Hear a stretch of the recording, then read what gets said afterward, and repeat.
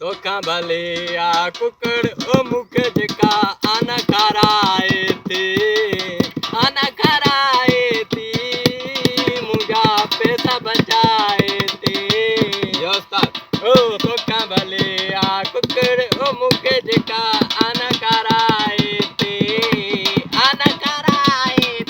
मुझा पैसा बचाए थे तो तेरुको मुझा पैसा दिखाई तू तेरुको मुझा पैसा आना कराए अरे ये आवाज करूंगा आज लगे तो मशहूर करायो वा मासूक सर को फनकारा हां काट दूंगा इदा ओएला आके बैठा थी काटे तो ते मासूक सर बुधो मशहूर है वडो मशहूर फनकारा आहे कुकड़ ओ मुके जका आना कराए अब केरा माशूक चार जो ओरे अब ये मासूक सर जो बाए था उस्ताद माशूक सर पान ना आयो उनजो भाव वठी आया हां के छोटिया तो उनजो आज सुरीलो नाइन के छोटिया वो फंक्शन ते यान उनजो बियो फंक्शन हुयो हिकड़ो हां पो छा चयो अरे अब मासूक सर ओरे फाथो पियो हिन के वरी कानो वठी आयो बेचारे गरीब के इनके के भात जो तो मुजी जगह पे वन्या जी बाजी जगह ते आयो हां हिन के बाजो ही पकड़न न तो अचे ते कीनो हां पो छा चयो साडे हिन के ये कयो तो मच्छरन वाली चौकी रे फोन कयो सिपाही अचन हिन के खणी वजन बाबा उस्ताद ये न कयो गरीब और रोजी करन दियो असाई अब गरीब त आयो त गरीब पर एड़ो जुल्म त गानन सा न कयो न जो गानो पांचे मुंह साग पांचे मुंह उस्ताद माशूक सर को सही याद ना बुद्धि दिसो वे हां अब टुकरो बुधा टुकरो अगर सही टुकरो ना आयो है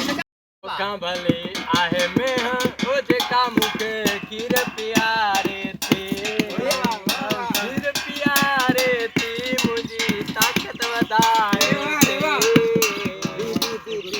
अरे भाई तो हाई फाई फनकारा असा वरी चयो से मासूक सर का भी हिन जो भाचा टूंदो उस्ताद मां ता के चयो फनकार अरे भलो फनकार निकतो हाई फाई उस्ताद हेडी पोत पर ही पाई थंदा चयो घोर एडी वडी गोर अदत जो न मुखे बड़ा उस्ताद ये छा तो करे अरे बाबा अदत खड़ा न मां बाबा ना रखी न छे करे बाबा एक रोजी तवाली अल गोर ते जात बड़ा खड़ा न तो 5000 रख्यान के ए तो 50 क्या 5000 रख्या अरे मां तो गोर पाई धरे लाय छा बाबा मस्त फनकार में घर पवन दिया यार फनकार त हाई फाई आ ए मळे रख्यान जे मानु दिसन तो घोरन पर कोई घोरे ही कोन तो माने तवा असा के चूत बनाई बैठा आयो चूत बनावेटा पर कोई बणे ही न तो चूत छा करे हां सिद्ध जणा असा जी चूता तवा जणा फनकार चूतुंदा असा जा सिद्ध बुधान टुकरो बियो बीत कोई बुधान रुगो मत में खिलान तीर यो उस्ताद बुधान यार बेचरो करो इश्क वारो बुधा सिंध में बैठो आ कोई ओडे हिंदुस्तान थोड़ा ही बैठो मैं है ओए इसके लगे त कोई सुख दो खाए घुम दो आ मानू इनन जो मुखे आवाज समझ में न तो लगे इनन के करणो छाए चलो उस्ताद एकरी अब बियो बुधा